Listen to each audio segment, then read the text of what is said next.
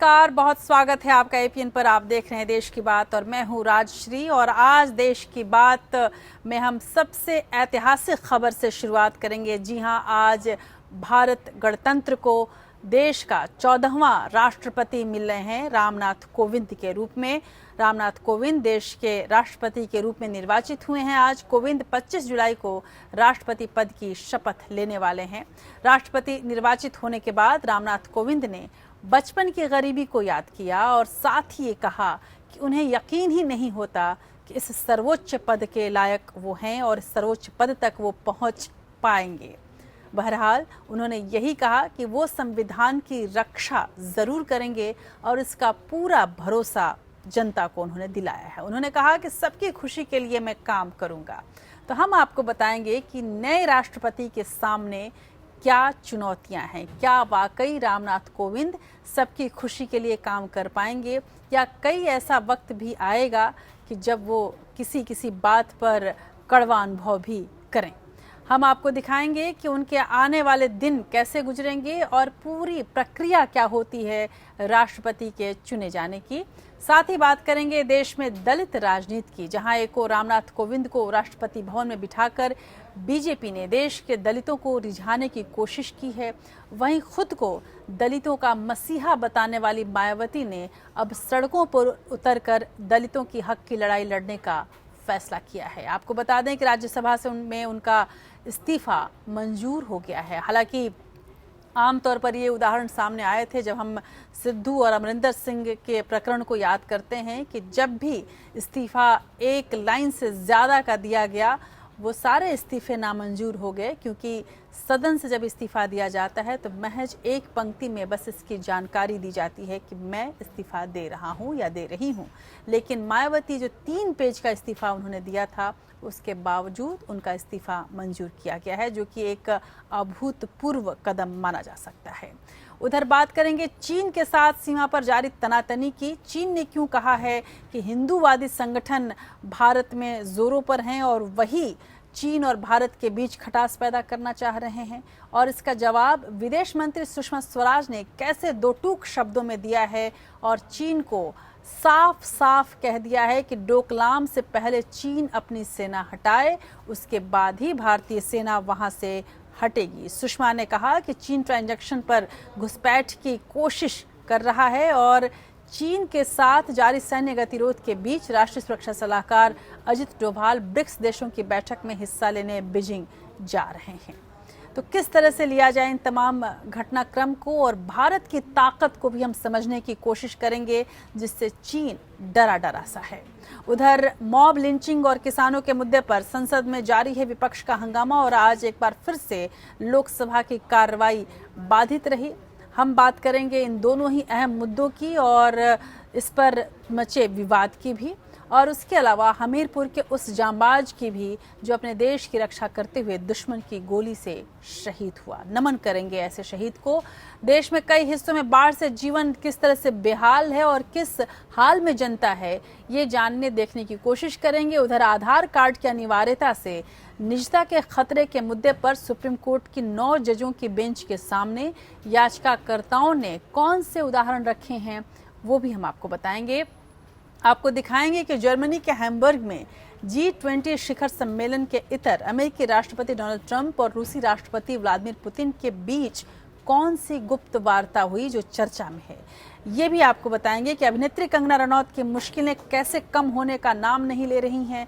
कभी विवादों में वो खुद रहती हैं, कभी समस्या में वो पड़ जाती हैं, और इस बार कैसे कंगना को गहरी चोट लगी है और इस चोट का क्या हाल है, और शाहरुख खान को कैसा नोटिस मिला है, ये भी हम आपको दिखाएंगे। साथ में ही बात इतिहास की करेंगे। आज का दिन ऐतिहासिक है, तो आज के दिन का और भी ऐतिहासिक महत्व क्या है ये भी जानने की कोशिश करेंगे, और साथ ही बॉलीवुड के खूबसूरत चेहरा और उतनी ही खूबसूरत आवाज़ को याद करेंगे जो बिल्कुल हट के थी और जिसकी आवाज़ में इतनी कशिश थी कि जिससे गुरुदत्त भी लुभा जाते थे। तो चलिए शुरू करते हैं आज के देश की बात के इस नए सफ़र को।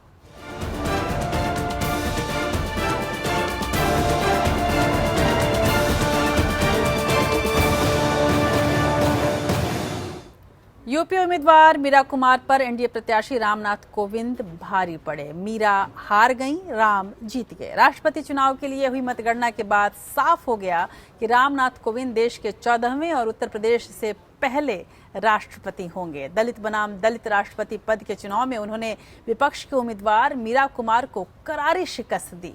विचारधारा की लड़ाई कहती थी मीरा कुमार इसको, लेकिन विचारधारा से ज्यादा ये संख्या की लड़ाई बन गई। कोविंद को 65.65% तो मीरा कुमार को 34.35% मत मिले।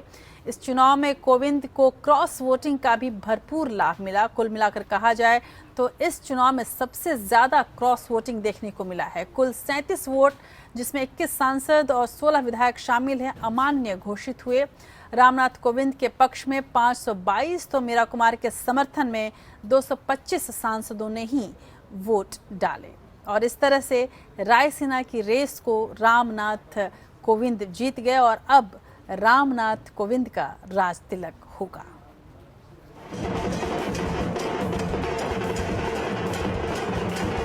देश के 14वें राष्ट्रपति के लिए हुए चुनाव में एनडीए के उम्मीदवार रामनाथ कोविंद को यूपीए प्रत्याशी मीरा कुमार के मुकाबले 2 गुने वोट मिले।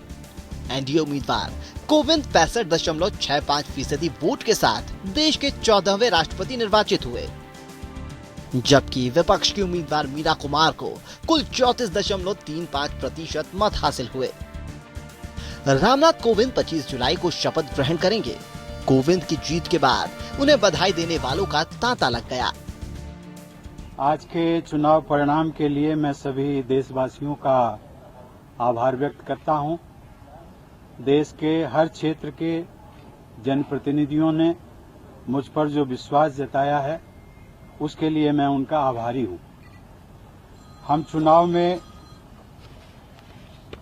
विपक्ष की उम्मीदवार रही श्रीमती मीरा कुमार जी को भी धन्यवाद के साथ ही अपनी शुभकामनाएं भी देता हूं। हमारे देश के गांव से जुड़ा हुआ, गरीब परिवार से जुड़ा हुआ और शिक्षित और गांव को समझने वाला ऐसा एक शोषित पीड़ित समाज का प्रतिनिधित्व करने वाला व्यक्ति आज देश का राष्ट्रपति बना है। राष्ट्रपति चुनाव में रामनाथ कोविंद को कुल 60,02,044 वोट मिले। वहीं मीरा कुमार को 3,67,314 मत हासिल हुए। 2012 के राष्ट्रपति चुनाव में प्रणब मुखर्जी को 7,13,763 और विपक्षी उम्मीदवार पीएस संगमा को 3,15,987 वोट मिले थे। चुनाव में हार के बाद विपक्षी उम्मीदवार मीरा कुमार ने कहा कि विचारधारा की लड़ाई आगे भी जारी रहेगी। कि जिस विचारधारा की लड़ाई लड़ने के लिए मैं इस चुनाव में शामिल हुई थी, वो आज 20 जुलाई 2017 को समाप्त नहीं हुई है। विचारधारा और मूल्यों की ये लड़ाई जारी रहेगी, क्योंकि हमारे देश के बहुत सारे लोग इसमें विश्वास करते हैं और इसमें अपना संबल पाते हैं। बहुत अभिनंदन उनका।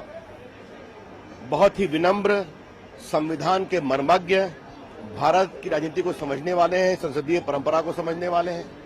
उनके बनने से बहुत ही खुशी है। उनका बहुत ही अभिनंदन। 8 राउंड हुए वोटों की गिनती में कोविंद की बढ़त शुरू से अंत तक कायम रही। पहले राष्ट्रपति भवन की मतदान पेटी को खोला गया, फिर अल्फाबेट के आधार पर राज्यों की मतदान पेटियों के मतों की गणना की गई। सभी वोटों की गिनती 4 अलग मेजों पर की गई और 8 दौर में गिनती पूरी हुई। इस बार राष्ट्रपति चुनाव में पिछले 65 साल में सबसे ज्यादा 99% मतदान हुआ था। Bureau report, EPN। और याद आता है अन्य राष्ट्रपतियों का भी चयन, और तब जब राष्ट्रपति चयनित किए जाते थे तो कुछ इस कदर की खुशी नहीं दिखती थी। जैसे ऐसा लग रहा है जैसे एक आम लोक चुनाव हुआ हो और ऐसे में राष्ट्रपति चुने गए हैं, जब कार्यकर्ताओं में भी उत्साह है और उसके लिए ढोल नगाड़े बजाए जा रहे हैं, होली जैसा त्यौहार मनाया जा रहा है, अबीर गुलाल चढ़ाए जा रहे हैं। जाहिर सी बात है कि आप समझ सकते हैं कि इस बार का राष्ट्रपति चुनाव कितना खास रहा है। प्रधानमंत्री नरेंद्र मोदी और बीजेपी अध्यक्ष अमित शाह ने कोविंद के राष्ट्रपति चुने जाने पर बधाई दी। अमित शाह ने कहा, ये जीत समाज के वंचित और शोषित वर्ग की जीत है। जब 25 तारीख को राष्ट्रपति बनेंगे, इस देश के करोड़ों गरीब, दबे कुचले, गांव में रहते हुए लोगों को अपना प्रतिनिधि सर्वोच्च संवैधानिक पद पर बैठा हुआ दिखाई पड़ेगा। मुझे विश्वास है रामनाथ जी का कार्यकाल इस सर्वोच्च संवैधानिक पद को एक और नई ऊंचाई देगा। उधर विपक्षी एकजुटता का राष्ट्रपति चुनाव में कोई असर नहीं दिखा और न ही मीरा कुमार की कोई अपील काम आई। रामनाथ कोविंद की भारी जीत पर विपक्षी नेताओं ने प्रतिक्रियाएं तो दी, लेकिन निराशा साफ दिख रही थी। विपक्ष ने उम्मीद जताई है कि कोविंद देश हित में काम करेंगे। ये प्रतिक्रिया भी कुछ माकूल प्रतिक्रिया नहीं कही जा सकती। आइडियोलॉजी के आधार पर, विचारधारा के आधार पर लड़ा गया, तो विचारधारा के आधार पर हमारा विरोध था, प्रोटेस्ट था। बाकी तुम्हें पता था कि गणित हमारे पक्ष में नहीं है। और जब उस दिन मीटिंग हुई सर्वदलीय जो विपक्ष की दलों की, उसमें सोनिया जी ने स्वयं कहा था कि हालांकि हमारे पक्ष में गणित नहीं है, लेकिन फिर भी जो है हमें विचारधारा के आधार पर अपना विरोध दर्ज कराना है। और वो हो गया। और एक राष्ट्रपति उपराष्ट्रपति चुनाव होता है कि एक बार चुनाव जब समाप्त हो जाता है तो उसके बाद फिर राष्ट्रपति तो किसी दल का होता नहीं, तो उसके प्रति हमारा पूरा सम्मान है। देश की एकता, अखंडता, धर्मनिरपेक्षता बिल्कुल अक्षुण्ण रहना चाहिए और इसका कहीं भी कोई भी परिवर्तन नहीं होने देने के लिए मैं उम्मीद करता हूं नए राष्ट्रपति जी से।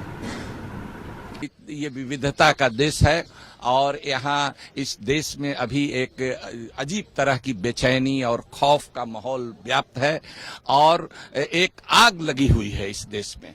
और ये आग ऐसी है जो हमारी जमहूरियत को, हमारे संविधान को भी नुकसान पहुंचा सकती है। ऐसे में हमको उम्मीद है कि जो राष्ट्रपति जी हुए हैं अपने गुड ऑफिसेज का इस्तेमाल करके और इस आग को बुझाने की कोशिश करेंगे। उधर रामनाथ कोविंद की जीत पर जहां देश में कई जगहों पर बीजेपी के कार्यकर्ताओं ने और आम लोगों ने भी जश्न मनाया, तो वहीं उनके पैतृक गांव कानपुर देहात में के परौख गांव में भी लोगों ने जीत पर खुशियां मनाई। और यहीं से रामनाथ कोविंद हैं, जाहिर सी बात है कि जब उनके गांव का बेटा इस सर्वोच्च पद पर पहुंचेगा तो गांव वालों की जो मार्मिकता है, गांव वालों की जो मनोदशा है, वो अपने आप खुशियों की हिलोर मारने लगेगी।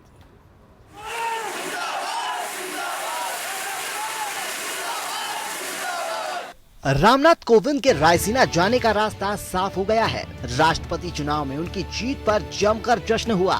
रामनाथ कोविंद के पुश्तैनी घर कानपुर देहात के परोख गांव में लोगों ने धर्म और जाति का भेद भुलाकर अपने नेता की जीत का जश्न मनाया। हिंदुओं ने मंदिर में उनकी जीत के लिए पूजा अर्चना की, तो मुस्लिमों ने मस्जिदों में उनकी जीत की दुआएं मांगी। ऐसे महामहिम के माध्यम से हमारे इस गांव का नाम विश्व के इतिहास में अंकित हो गया। चाहे जिस धर्म का व्यक्ति हो, यदि हिंदू है तो जिस दिन से नाम घोषित किया गया उस दिन से लेकर के आज तक उसने मंदिर में पूजा अर्चना वंदना भगवान से विनती करता रहा कि हमारे माननीय रामनाथ कोविंद जी विजयी हो जाए। इस गांव के लिए, इस क्षेत्र के लिए, इस कानपुर देहात का नाम रोशन किया, पूरे यूपी का नाम रोशन किया। मैं उनका आभारी हूँ, मुबारकबाद देता हूँ। रामनाथ कोविंद की जीत उत्तर प्रदेश के लिए खास मायने रखती है। उत्तर प्रदेश ने देश के प्रधानमंत्री तो कई दिए, लेकिन कोविंद उत्तर प्रदेश से चुने जाने वाले पहले राष्ट्रपति होंगे। मुख्यमंत्री योगी आदित्यनाथ ने उनकी जीत पर बधाई दी। सादगी, अपने मूल्यों आदर्शों के प्रति समर्पण का भाव किस रूप में होना चाहिए, उसके प्रतीक हैं श्री रामनाथ कोविंद जी। हम लोगों के लिए, उत्तर प्रदेश के लिए तो और भी गौरव का क्षण है। उत्तर प्रदेश को आज देश ने एक राष्ट्रपति दे दिया है। उत्तर प्रदेश ने देश को एक यशस्वी प्रधानमंत्री दिया है। कोविंद की शानदार जीत के बाद उनका गांव जश्न में डूबा है। कानपुर देहात के छोटे से गांव से रायसीना हिल तक का सफर करने वाले रामनाथ कोविंद का संघर्ष और सियासी सफर लोगों के लिए मिसाल है। Bureau report, APN। उधर अपनी सादगी के लिए मशहूर रामनाथ कोविंद का जीवन बेहद साधारण और संघर्षों से भरा रहा है। बचपन से लेकर अब तक उन्होंने जो भी मुकाम हासिल किया वो अपनी मेहनत और लगन के दम पर किया है। सियासी सफर पर चलने से पहले वो एक सफल वकील भी रहे हैं और पूरे अगर उनकी यात्रा को देखा जाए तो अपने आप में ये यात्रा एक आम भारतीय के संघर्ष की कहानी है। रामनाथ कोविंद अपनी सादगी के लिए जाने जाते हैं। रामनाथ कोविंद का जन्म 1 अक्टूबर 1945 को हुआ था। वो कानपुर के डेरापुर तहसील के गांव परौक के रहने वाले हैं। कोविंद ने सुप्रीम कोर्ट में वकील के तौर पर करियर की शुरुआत की थी। सुप्रीम कोर्ट और दिल्ली हाई कोर्ट में उन्होंने करीब 16 साल तक प्रैक्टिस की। पेशे से वकील कोविंद 1994 से 2006 के बीच 2 बार राज्यसभा के लिए चुने गए। वो 1998 से 2002 के बीच बीजेपी दलित मोर्चा के अध्यक्ष और ऑल इंडिया कोली समाज के प्रेसिडेंट भी रहे हैं। राम कोविंद बीजेपी के राष्ट्रीय प्रवक्ता भी रह चुके हैं। 1977 में जनता पार्टी की सरकार के दौरान रामनाथ कोविंद तत्कालीन प्रधानमंत्री मोरारजी देसाई के निजी सचिव रहे। कोविंद ने 1990 में घाटमपुर से और 2007 में यूपी की भोगनीपुर सीट से लोकसभा का चुनाव लड़ा, लेकिन दोनों बार उन्हें हार का सामना करना पड़ा। 2014 में केंद्र में नरेंद्र मोदी के नेतृत्व में एनडीए की सरकार आने पर 8 अगस्त 2015 को रामनाथ कोविंद को बिहार का राज्यपाल नियुक्त किया गया। Bureau report, APN. उधर राष्ट्रपति पद के लिए चुने गए रामनाथ कोविंद के सामने कई चुनौतियां भी हैं। हालांकि हिंदुत्व की विचारधारा को मानने वाले कोविंद 2 बार राज्यसभा सदस्य रह चुके हैं और मोरारजी देसाई के साथ काम भी कर चुके हैं, लेकिन इस समय देश में उठ रहे राजनीतिक मुद्दों पर उनसे सर्वोच्च पद पर होने के कारण बड़ी अपेक्षाएं होंगी। क्या कोविंद उन अपेक्षाओं पर खरे उतर पाएंगे? क्या कोविंद जरूरी मौकों पर पीएम नरेंद्र मोदी का मार्गदर्शन करने की स्थिति में होंगे? क्या कोविंद तमाम ऐसे विचारधाराओं जो कि संकीर्णता की ओर ले जाती हैं, एक स्वस्थ प्रजातांत्रिक देश के रूप में, देश के राष्ट्रपति के रूप में अपने आप को स्थापित कर पाएंगे? ये सारा कुछ अभी भविष्य के गर्भ में छुपा है, लेकिन रामनाथ कोविंद को कैसी चुनौतियों का सामना करना पड़ेगा, ये जानना और देखना दोनों ही दिलचस्प है।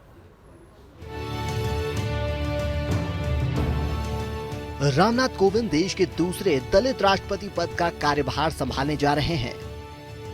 पहले दलित राष्ट्रपति थे के.आर. नारायणन, जो 1997 से 2002 तक इस पद को सुशोभित करते रहे। कोविंद के सामने सबसे बड़ी चुनौती राजनीतिक है। देश में हिंदुत्व के नाम पर जगह जगह भीड़ की हिंसा और दलितों पर अत्याचार के मामले लगातार सामने आ रहे हैं। आए दिन दलितों की पिटाई का मामला बड़ी सुर्खियां बन जाता है। ऐसे में सरकार की अनदेखी को कोविंद कितना अनदेखा कर पाएंगे?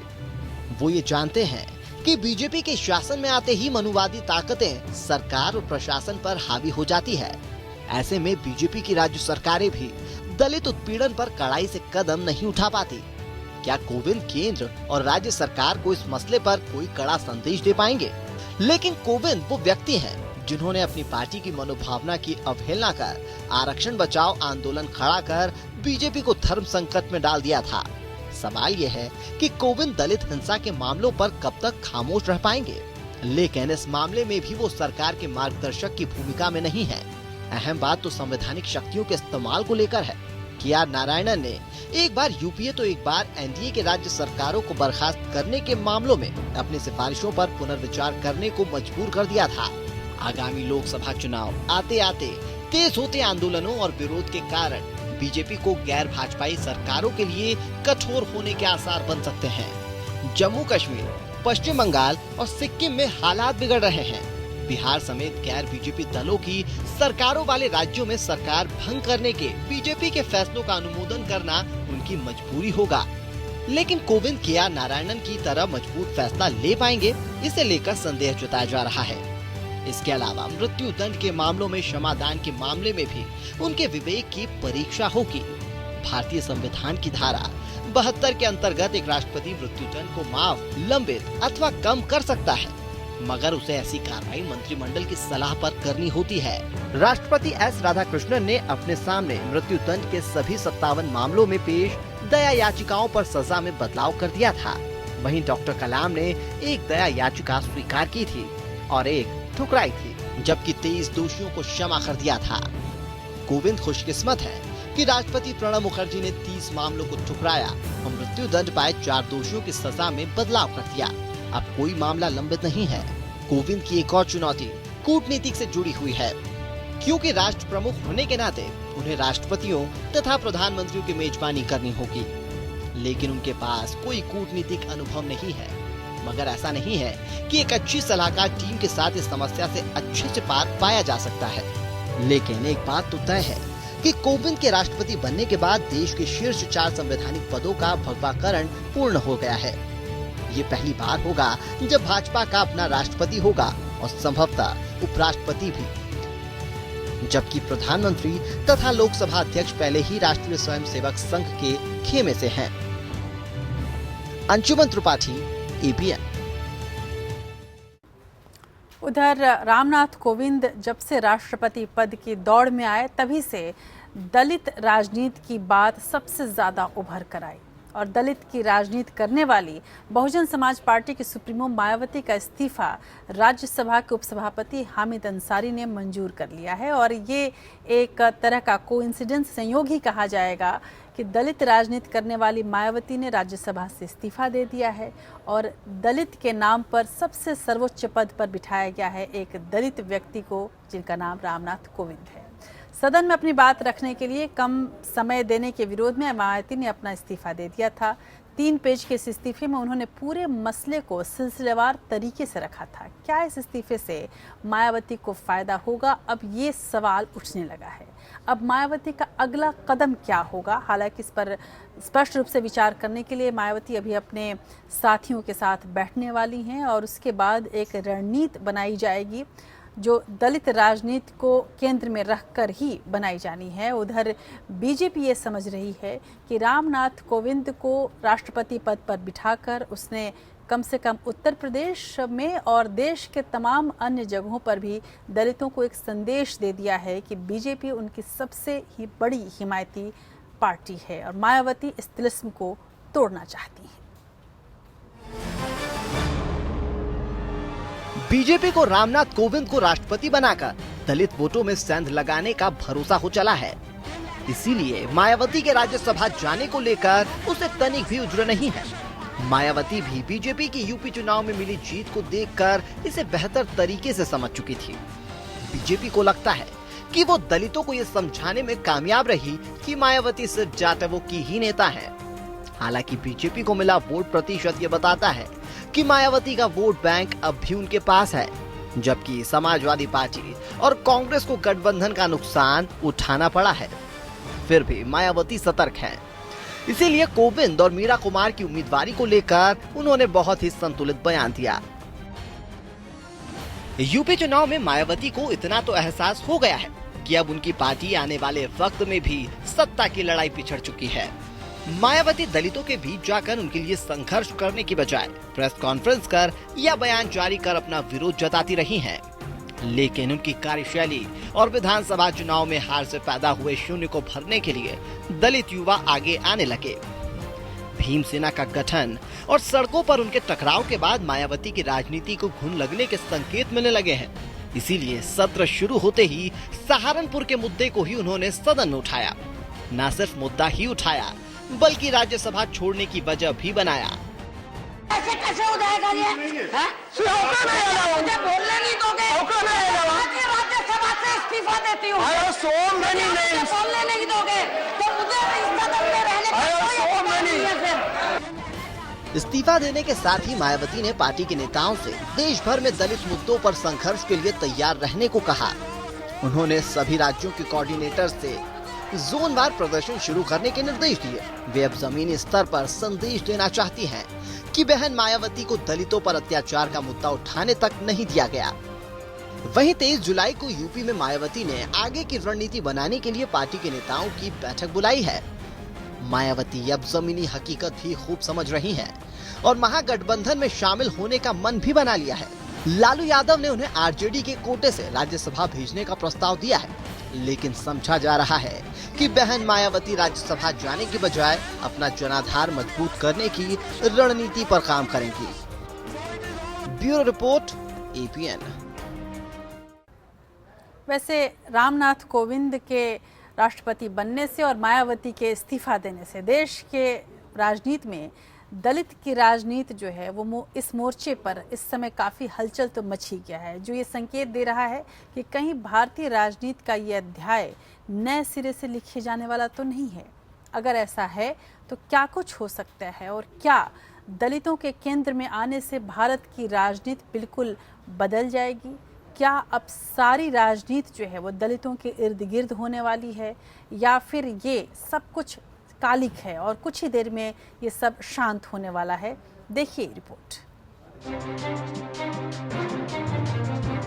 एनडीए उम्मीदवार रामनाथ कोविंद का रायसीना पहुंचना और एक दिन पहले मायावती का सहारनपुर मुद्दे पर राज्यसभा से इस्तीफा देना दलित राजनीति में काफी अहम घटनाएं रही। राजनीति के जानकार मानते हैं कि रामनाथ कोविंद को राष्ट्रपति भवन भेजकर बीजेपी ने साल 2019 के लोकसभा चुनाव में दलित वोटों को अपने पाले में करने के लिए दांव चल दिया है। दरअसल बीजेपी अध्यक्ष अमित शाह को पता है कि साल 2014 के लोकसभा चुनाव की तरफ आने वाले लोकसभा चुनाव में भी यूपी की 80 में से अधिकतर सीटें हासिल करना है तो दलित वोट को अपने पक्ष में रखना होगा। उत्तर प्रदेश में सबसे ज्यादा आबादी दलितों की है। राज्य में 21% आबादी दलितों की है, जिनमें लगभग 66 उपजातियां हैं।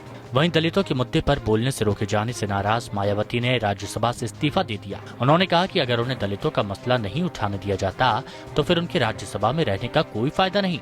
सियासी पंडित कहते हैं कि मायावती के दलित वोट बैंक में एक तरफ बीजेपी सेन लगा रही है तो दूसरी तरफ पश्चिम में चंद्रशेखर नाम का एक नया दलित नेता खड़ा हो गया है।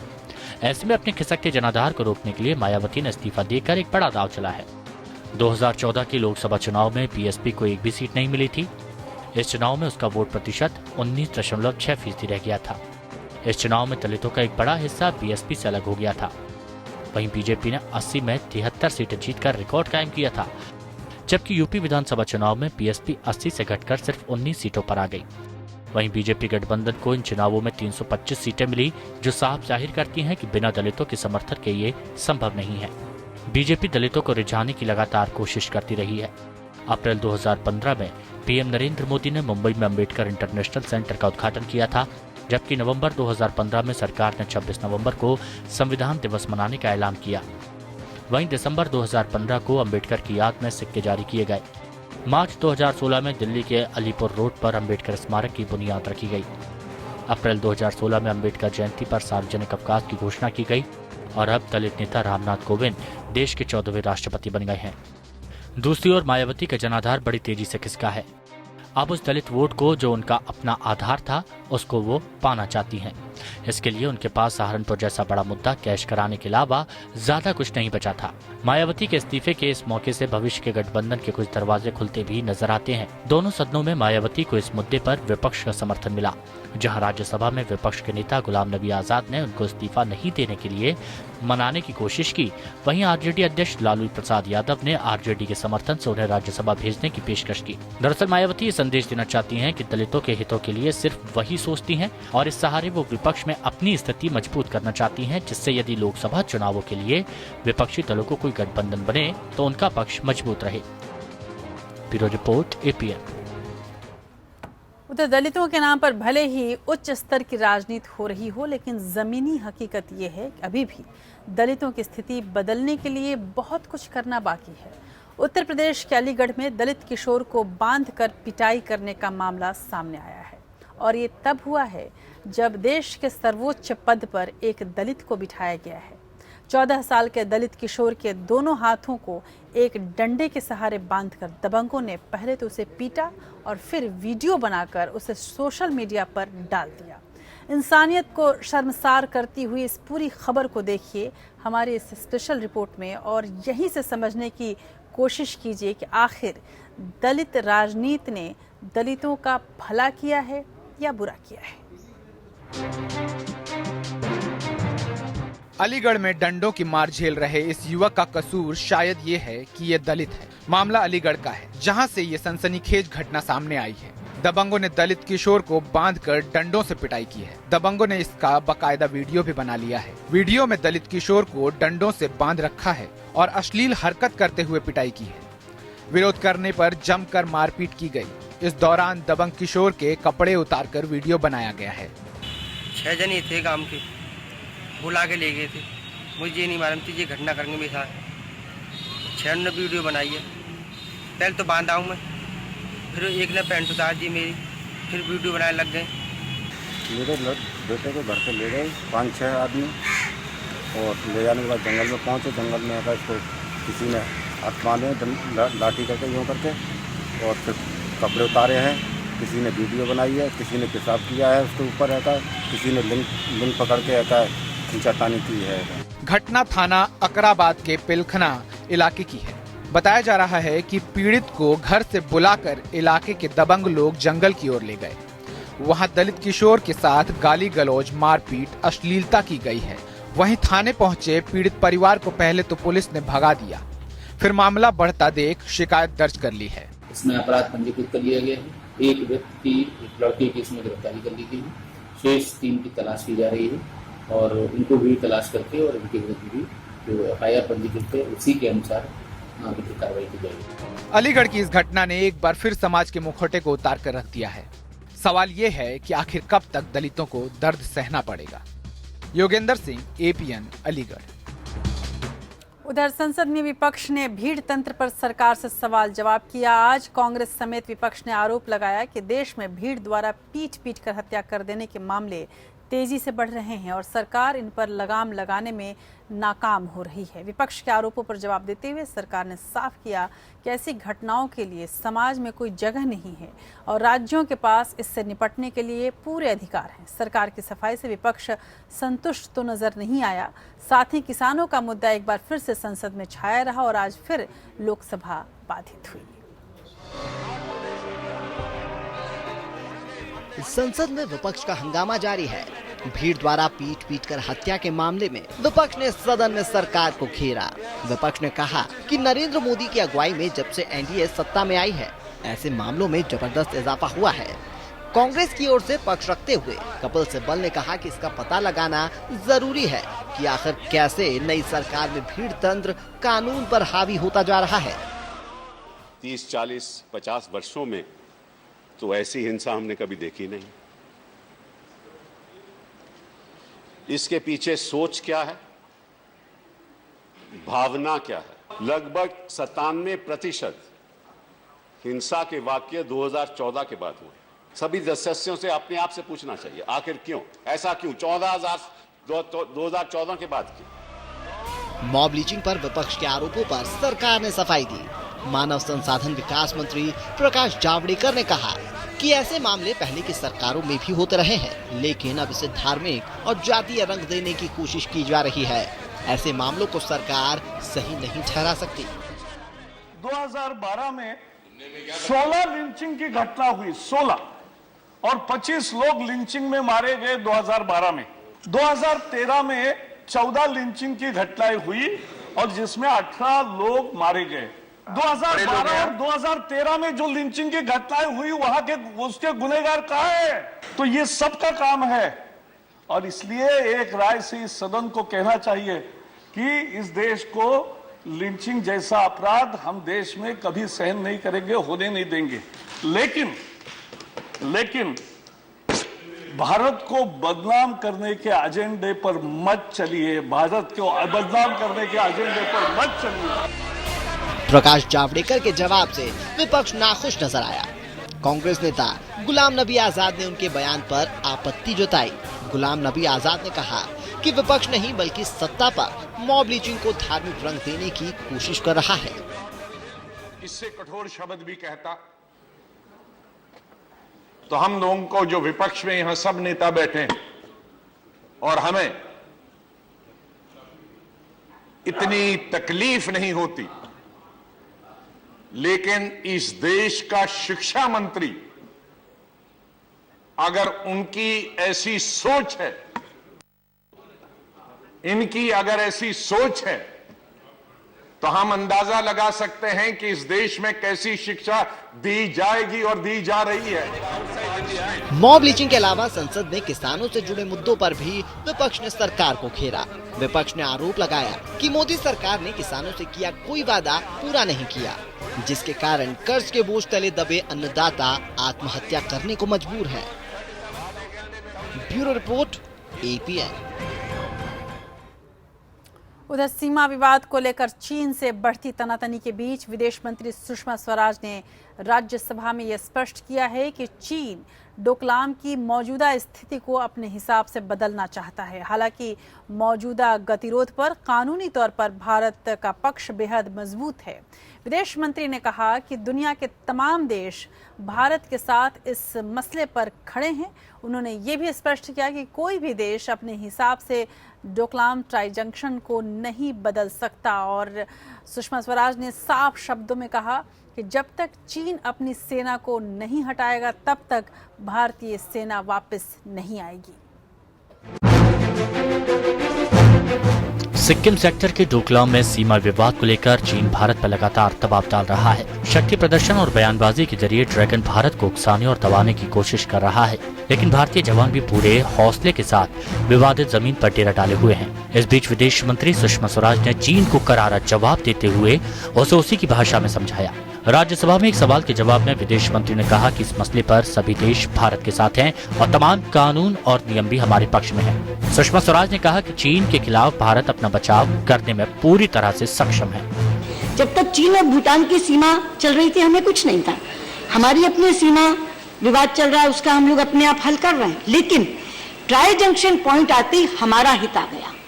अगर चीन यूनिलैटरली उस ट्राई जंक्शन पॉइंट के स्टेटस को बदल देता है तो सीधे सीधे फिर हमारी सुरक्षा को चुनौती होती है। तो कारण ये है, आप कहते हैं कि हम क्या चाहते हैं, हम ये चाहते हैं कि अगर संवाद चल रहा है कि भाई अगर कोई बातचीत बैठकर करनी है तो दोनों अपनी अपनी सेनाएं हटाएं। तो इसीलिए सारे के सारे देश ये समझ रहे हैं कि भारत ने जो अपना मत रखा है और जो पक्ष रखा है वो गलत नहीं है, न्याय हमारे पक्ष के साथ है, इसको सारे देश मान रहे हैं। सुषमा ने कहा कि चीन डोकलाम ट्राई जंक्शन इलाके में स्थिति बदलने की कोशिश कर रहा है, मगर भारत उसे ऐसा नहीं करने दे सकता। विदेश मंत्री ने दक्षिण चीन सागर में भी ड्रैगन की दादागिरी को पूरी तरह खारिज कर दिया कि भारत की स्थिति दक्षिण चीन सागर के बारे में बहुत ही स्पष्ट है कि फ्रीडम ऑफ नेविगेशन होना चाहिए, कॉमर्स अनइम्पीडेड यानी किसी तरह से वहाँ के व्यापार को बाधक नहीं बनाना चाहिए, और अगर आपसी मतभेद और विवाद पैदा होते हैं तो अनक्रॉस के नीचे जाना चाहिए। ये हमारी बहुत ही स्पष्ट नीति है। जहाँ तक हिंद महासागर को घेरने की बात है, उन्होंने हम्बनटोटा श्रीलंका में एक बंदरगाह बनाई है, बलूचिस्तान में ग्वादर में बंदरगाह बनाई है। लेकिन ये कहना कि इससे कोई भारत घेरा जा रहा है, मैं ये कहना चाहूंगी कि भारत अपनी सुरक्षा के बारे में बहुत चौकन्ना है, बहुत सतर्क है, इसलिए कोई उसे घेर नहीं सकता। सिक्किम के डोकलाम इलाके में विवाद इसी साल 16 जून को तब शुरू हुआ था जब भारतीय सेना ने वहां चीनी सैनिकों को सड़क बनाने से रोक दिया था। भारत और भूटान चीन की सड़क बनाने का विरोध कर रहे हैं। चीन के अड़ियल रवैये को देखते हुए भारतीय सेना के जवानों ने भी डोकलाम में 9 जुलाई से अपना तंबू गाड़ रखा है। Bureau report, APN। दरअसल डोकलाम के मुद्दे पर चीन को ये उम्मीद नहीं थी कि भारत भूटान की मदद के लिए सामने आएगा। डोकलाम इलाके में चीनी सेना ने अतिक्रमण करने की कोशिश की तो वो भूटान के लिए सहज स्थिति नहीं थी।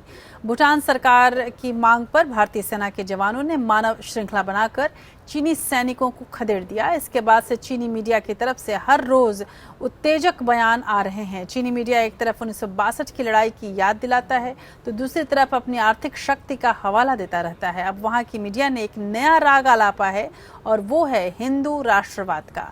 अब हिंदू राष्ट्रवाद का नाम आलाप कर वो भारत को सलाह और सीख दोनों देना चाह रहा है कि उसे इस भावना के तहत किसी तरह की कार्रवाई से बचना चाहिए। चीन के सरकारी अखबार ग्लोबल टाइम्स ने लिखा है कि भारत में राष्ट्रवादियों की मांग होती है कि वो चीन से बदला लें और यही भावना तनाव बढ़ाने का काम करती है। नरेंद्र मोदी ने 2014 का चुनाव राष्ट्रवादी भावनाओं के इर्द गिर्द लड़ा था, लिहाजा उन पर इसको लेकर बेहद दबाव है, अखबार का ये कहना है। और इसके पीछे चीन की क्या साजिश है ये समझना भी बेहद ज़रूरी है। और इन तमाम चीज़ों को समझने और इसका विश्लेषण देश में चल रहा है और यही बात आज विदेश मंत्री ने भी स्पष्ट की है। लेकिन इसको लेकर राजनयिक संबंध या किसी तरह के आर्थिक या राजनीतिक या रणनीतिक संबंध को तनाव में रखने का भारत का कोई इरादा नहीं है और शायद यही वजह है कि इस तनाव के बीच ही विदेश मंत्रालय ने साफ किया है कि चीन के साथ कूटनीतिक चैनल न तो बाधित हुआ है और न ही टूटा है। विदेश मंत्रालय के प्रवक्ता गोपाल बागले ने कहा कि 27-28 जुलाई को ब्रिक्स देशों के राष्ट्रीय सुरक्षा सलाहकारों की बैठक में हिस्सा लेने अजीत डोभाल चीन जरूर जाएंगे। चीन के साथ जारी सैन्य गतिरोध के बीच राष्ट्रीय सुरक्षा सलाहकार अजीत डोभाल ब्रिक्स देशों के एनएसए की बैठक में हिस्सा लेने बीजिंग जाएंगे। विदेश मंत्रालय के प्रवक्ता गोपाल बागले ने उनके दौरे को लेकर जानकारी दी। बागले ने कहा कि चीन के साथ बातचीत के लिए राजनयिक रास्ते खुले हुए हैं। सीमा विवाद को लेकर भारत के रुख में निरंतरता है। हम लगातार बातचीत पर जोर दे रहे हैं। विदेश प्रवक्ता ने कहा कि भारत चीन के साथ सैन्य गतिरोध पर दुनिया भर के नेताओं के साथ बातचीत कर रहा है। भारत की कोशिश चीन के साथ सीमा विवाद से जुड़े हर मसले का शांतिपूर्ण हल तलाशना है। दोनों देशों के बीच किसी भी तरह के मतभेद को विवाद का विषय नहीं बनाना चाहिए। राष्ट्रीय सुरक्षा सलाहकार अजीत डोभाल ब्रिक्स देशों के सम्मेलन में हिस्सा लेने तय कार्यक्रम के मुताबिक ही जाएंगे। सिक्किम में जारी तनाव के बीच राष्ट्रीय सुरक्षा सलाहकार अजीत डोभाल बीजिंग में ब्रिक्स देशों के राष्ट्रीय सुरक्षा सलाहकारों की बैठक में हिस्सा लेंगे। यह सम्मेलन 27 से 28 जुलाई तक आयोजित किया जा रहा है। Bureau report, APN। तो एक और चीन तो दूसरी ओर पाकिस्तान। दरअसल पाकिस्तान हर रोज सीमा पार से फायरिंग करके सीज फायर का उल्लंघन कर रहा है। इसी फायरिंग ने कितनी ही महिलाओं की मांग का सिंदूर छीन लिया और कितनी ही माओं की गोद सूनी कर दी है, कितने ही बच्चों के सर से उनके पिता का साया उठा लिया है। कुछ ऐसा ही हुआ है हिमाचल प्रदेश के हमीरपुर के रहने वाले सूबेदार शशि शर्मा के साथ। 2 दिन पहले पाक फायरिंग में घायल हुए सूबेदार शशि शर्मा ने आज दम तोड़ दिया। मौत की खबर मिलते ही उनके गांव में मातम पसर गया और सुनाई दे रही हैं तो सिर्फ कुछ सिसकियां। अपने दिल के टुकड़े की मौत पर माँ गमगीन है तो उस पिता के आंसू रो के नहीं रुक रहे जिसने अपने जिगर के टुकड़े को अपने हाथों में खिलाया था। गांव अपने बेटे की मौत पर दुखी तो है, लेकिन उसे इस बात का फक्र भी है कि गांव के बेटे ने देश के लिए अपना सर्वोच्च बलिदान दिया। 2 दिन पहले जम्मू कश्मीर के पुंछ में पाकिस्तान की नापाक फायरिंग में हमीरपुर के नादौन के रहने वाले सूबेदार शशि शर्मा घायल हो गए थे, जिनकी इलाज के दौरान मौत हो गई।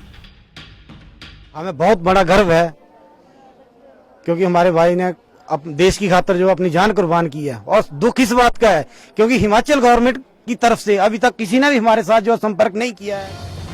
47 साल के सूबेदार शशि शर्मा नौशहरा सेक्टर में तैनात थे। वो 19 पंजाब रेजिमेंट में अपनी सेवाएं दे रहे थे। पाकिस्तान की ओर से हुई गोलाबारी में वो घायल हो गए थे, जिसके बाद उन्हें उधमपुर में सेना अस्पताल में भर्ती कराया गया था, जहां वो शहीद हो गए। ये आंसू रो के नहीं रुक रहे हैं, रुके भी तो कैसे। 20 दिन पहले ही तो शशि घर पर छुट्टियां बिताकर वापस गए थे। 3 सितंबर को वो रिटायर होने वाले थे, लेकिन तकदीर को शायद कुछ और ही मंजूर था। परिवार में बूढ़े माता पिता, पत्नी और बच्चों को अकेला छोड़ शशि शर्मा इतनी दूर चले गए हैं जहां से कोई वापस नहीं आता। परिवार को अब बस उनकी यादों का ही सहारा है। Bureau report, APN। और अब देखते हैं नेशनल टॉप 5 खबरें।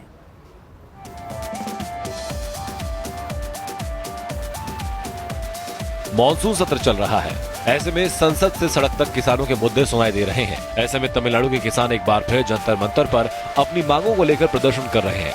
तमिलनाडु के विधायकों की सैलरी दुगनी होने के विरोध में चप्पल प्रदर्शन किया गया। उत्तर प्रदेश सरकार राज्य के लोगों को न्यूनतम 75 रुपए महीने की किस्त पर आसानी से बिजली कनेक्शन उपलब्ध करा रही है। ऊर्जा मंत्री श्रीकांत शर्मा ने बताया कि सरकार ने गांव और शहर की बाकी जनता के लिए एक और बड़ा फैसला किया। उन्होंने बताया कि ग्रामीण इलाकों में 1 किलोवाट क्षमता वाले मीटर के लिए 80 रुपए लेकर बिजली कनेक्शन दे दिया जाएगा। बकाया भुगतान 75 रुपए की आसान मासिक किश्तों में 16 महीने में लिया जाएगा। उत्तर प्रदेश विधानसभा में संदिग्ध पाउडर की जांच में लापरवाही की बात सामने आ रही है। सूत्रों के हवाले से खबर मिल रही है, कहा जा रहा है कि लखनऊ में एक्सपायरी डेट की किट से पाउडर की जांच की गई थी। जांच दल ने शासन को अपनी रिपोर्ट सौंप दी है। डीजी टेक्निकल सर्विस ने जांच में डायरेक्टर को दोषी पाया गया। 2 दिन पहले महाराजगंज में समाज के कुछ ठेकेदारों के कानून अपने हाथ में लेकर प्रेमी जोड़े को बेरहमी से पीटने की खबर एपीएन ने प्रमुखता से दिखाई दी, जिसके बाद पुलिस प्रशासन हरकत में आया और घटना में लापरवाही बरतने वाले सब इंस्पेक्टर सहित 5 अन्य पुलिसकर्मियों को निलंबित कर दिया गया। केंद्र सरकार ने सेवानिवृत्त होने वाले कर्मचारियों को राहत दी है। अब रिटायरमेंट के दिन ही पीएफ और पेंशन का पैसा मिल जाएगा। ये जानकारी केंद्रीय श्रम एवं रोजगार मंत्री बंडारू दत्तात्रेय ने राज्यसभा में अपने लिखित जवाब में दिया। ईपीएफओ ने क्षेत्रीय कार्यालय को सेवानिवृत्ति के दिन ही पेंशन का निपटान करने का निर्देश दिया है।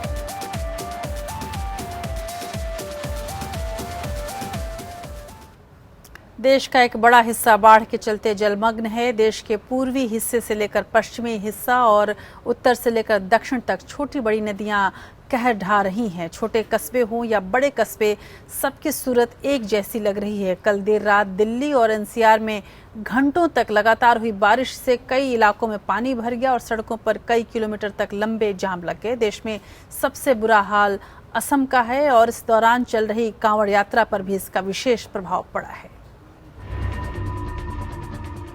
असम के 24 जिलों में लगभग 12 लाख लोग बाढ़ का सामना कर रहे हैं। अब तक बाढ़ की वजह से मरने वालों की संख्या 73 हो चुकी है। काजीरंगा राष्ट्रीय पार्क डूबा हुआ है। 70 से अधिक जानवर बाढ़ की भेंट चढ़ चुके हैं। दुर्लभ प्रजाति के एक सींग वाले गैंडे खतरे में हैं। प्रभावित जिलों में धेमाजी, लखीमपुर, सोनितपुर, कोलाघाट शामिल है।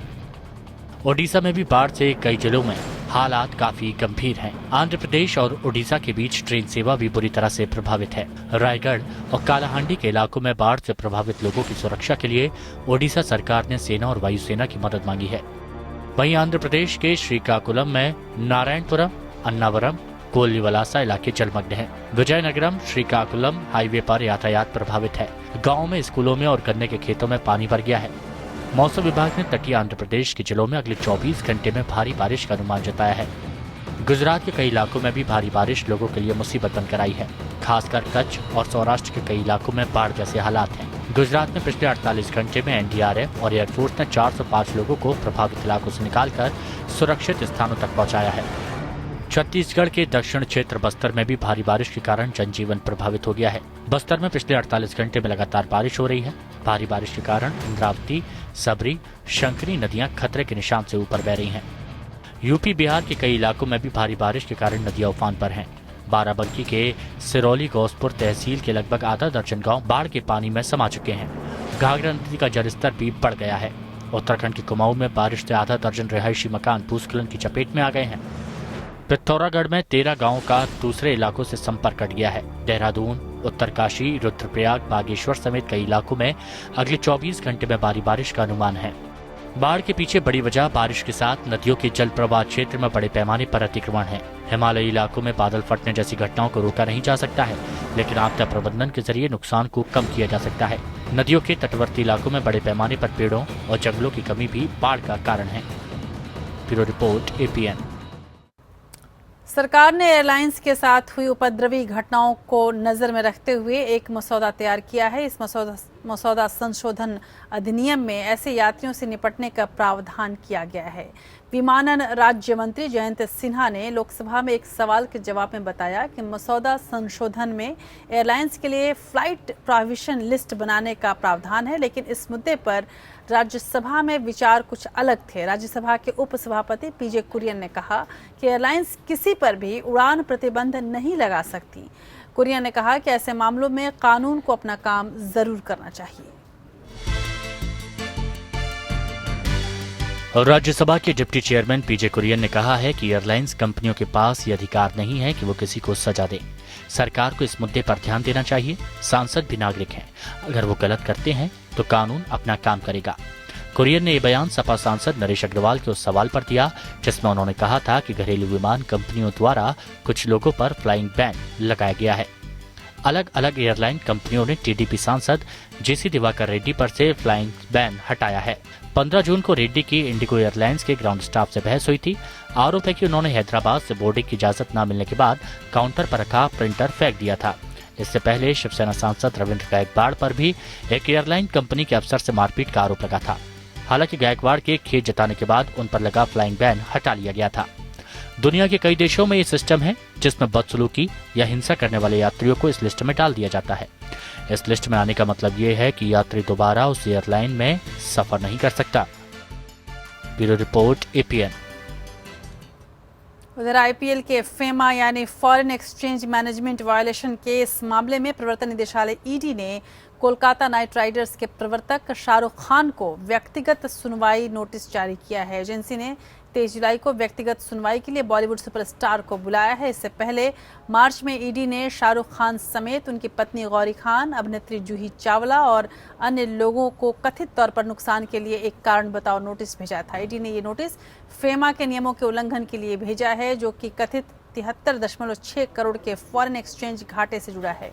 2008-9 में ED ने IPL फ्रेंचाइजी और उनके मालिकों के खिलाफ जांच शुरू की थी। ये मामला उसी वक्त का है। उधर आधार को लेकर निजता के अधिकार पर खड़े सवालों पर सुनवाई में सुप्रीम कोर्ट के प्रधान न्यायाधीश JS खेर ने कहा कि कोई भी सवाल जो व्यक्ति की गरिमा को ठेस पहुंचाए निजता के अधिकार के दायरे में आता है। साथ ही कोर्ट ने यह स्पष्ट किया कि आपको किस हद तक अपनी गोपनीयता को कायम रखना है और कितना उजागर करना है, जरूरी है कि ये हम तय करें। साथ ही कोर्ट ने जानना चाहा कि अगर सामाजिक आर्थिक विकास के लिए सरकार कोई डेटा जमा करती है तो इससे निजता का उल्लंघन कैसे होगा। सुप्रीम कोर्ट ने यह भी कहा कि जब आप एप्पल जैसी प्राइवेट कंपनियों को अपना डेटा दे देते हैं तो सरकार को ये डेटा देने में क्या दिक्कत है। सुनवाई में याचिकाकर्ताओं की ओर से दलील दी गई कि संविधान एक जीवित संस्था है और इसको विकसित होते रहना चाहिए, मूल अधिकारों का विस्तार होना चाहिए और उन पर बंदिशें लगें।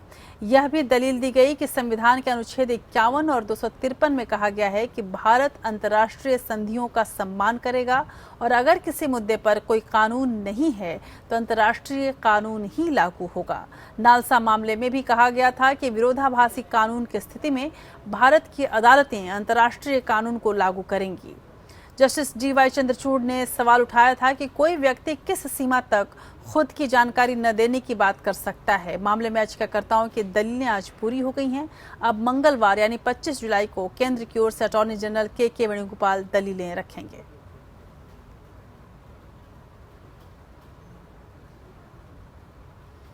उधर दिल्ली हाई कोर्ट ने गुरुवार को दिल्ली पुलिस को निर्देश दिया है कि वह कांग्रेस सांसद शशि थरूर की पत्नी सुनंदा पुष्कर की मौत के मामले में 3 दिन के अंदर स्टेटस रिपोर्ट दाखिल करे। कोर्ट ने दिल्ली पुलिस से ये भी जानना चाहा कि उसने बीते 3.5 साल में इस मामले में क्या कुछ किया है।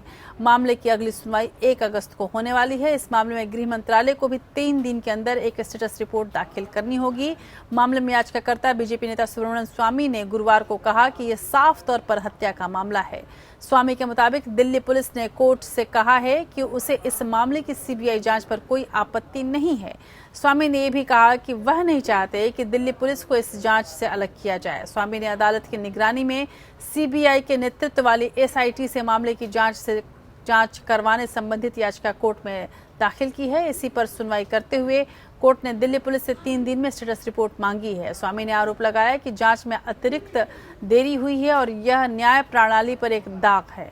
सुनंदा पुष्कर 17 जनवरी 2014 को दक्षिण दिल्ली स्थित एक 5 सितारा होटल के एक कमरे में मृत पाई गई थी। इस साल 6 जुलाई को स्वामी ने दिल्ली हाई कोर्ट में एक PIL दाखिल करके सुनंदा की मौत के मामले में कोर्ट की निगरानी में जांच की मांग की थी। Present dispensation, I'm not saying anything about Delhi police, but with all this botching up, the court needs to now monitor it so that political interests don't intervene in favor of Shashi Tharoor. Let me make a charge that Shashi Tharoor is seeking help of some elements in my own party. And I've brought this to the notice of the Prime Minister. I'm thankful to him that he has given me a free hand. He said nobody will intervene in the investigation one way or the other. Whatever you do in the court is your business. उधर बात करते हैं Trump और Putin की। विवादों के घेरे में रहे अमेरिकी राष्ट्रपति डोनाल्ड ट्रंप और उनके रूसी समकक्ष व्लादिमीर पुतिन के रिश्तों को लेकर नई खबर आई है। खबर है कि जर्मनी में 7 जुलाई को G20 देशों के सम्मेलन में इन दोनों बड़े नेताओं की द्विपक्षीय बैठक हुई और इस बैठक में क्या बात हुई ये किसी को नहीं बताया गया। खबरों के मुताबिक ये मुलाकात राष्ट्राध्यक्षों के डिनर के बाद हुई, लेकिन पहले अमेरिकी राष्ट्रपति ट्रंप और अब रूस ने भी ऐसे दावों को खारिज किया है।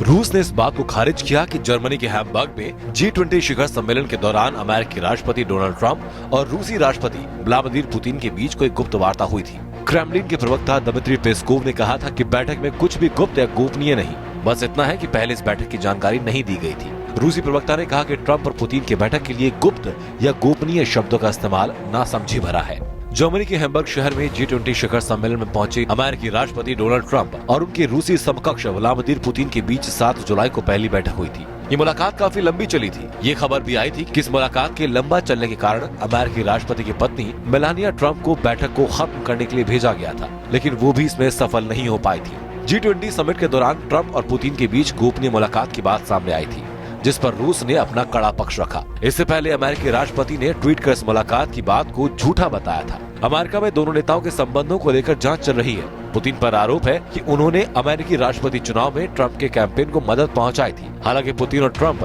दोनों इसे खारिज कर चुके हैं। Bureau report, APN।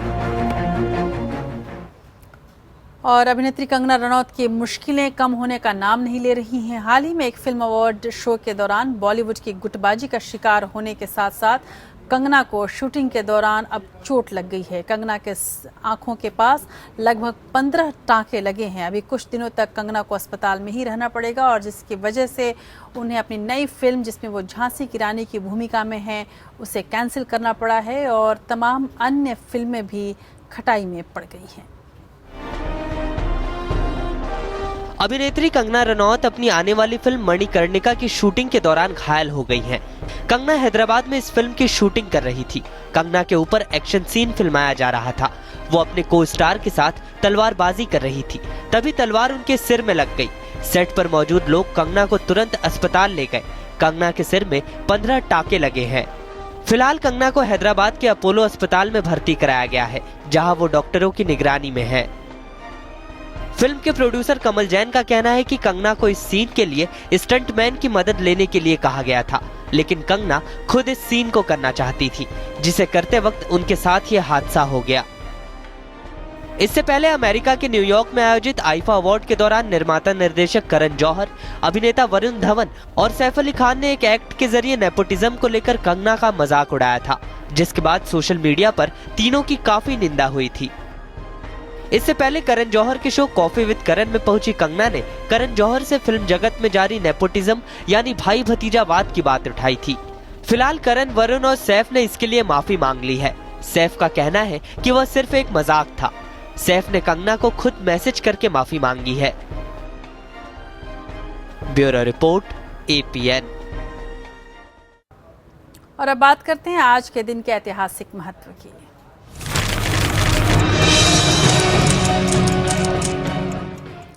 20 जुलाई 356 ईसा पूर्व महान विजेता सिकंदर का जन्म भी आज ही के दिन ग्रीस में हुआ था। यानी 20 जुलाई सिकंदर के जन्मदिन के रूप में जाना जाता है। और 20 जुलाई 1903 में विश्व प्रसिद्ध वाहन निर्माता कंपनी फोर्ड मोटर ने अपनी पहली कार बाजार में उतारी थी। और 20 जुलाई 1919 में माउंट एवरेस्ट पर सबसे पहले विजय हासिल करने वाले सर एडमंड हिलरी का जन्म हुआ था। और 20 जुलाई 1950 में प्रसिद्ध बॉलीवुड अभिनेता नसरुद्दीन शाह का भी जन्म हुआ था। 20 जुलाई 1969 में पहली बार किसी इंसान ने चंद्रमा की सतह पर पहला कदम रखा था और एस्ट्रोनॉट नील आर्मस्ट्रांग ऐसा करने वाले पहले शख्स बने थे। देश की बात में आज बस इतना ही। नमस्कार।